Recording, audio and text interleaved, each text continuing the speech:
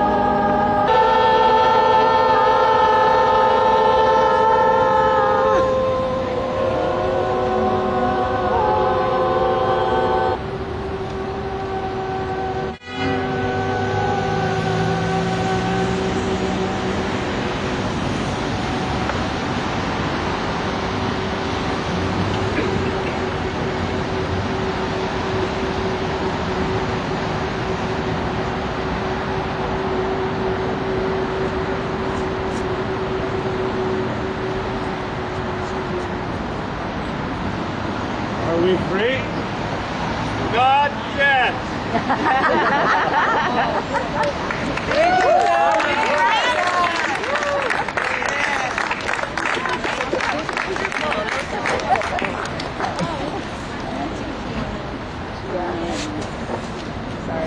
Thank you everyone for coming out and participating and speaking out and standing against institutions that are used to legitimize poverty and pain and suffering in Latin America and all across the world. We are here to show that people are stronger when we unite against our oppressors, and we have so much more in common with the people in Cuba, in Venezuela, in Brazil, in Iran, in donde sea. We have more in common with them in Puerto Rico than we could ever have with the ruling class and the tiny elite that own all of our wealth that we work for. And we can only show them if we're standing together, when we show solidarity and cooperation to countries abroad.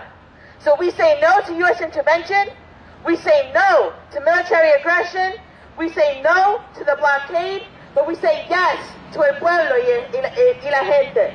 Cuba sí, bloqueo no. Cuba sí, bloqueo no. Cuba sí, bloqueo no. Cuba sí, bloqueo no. Thank you, everyone.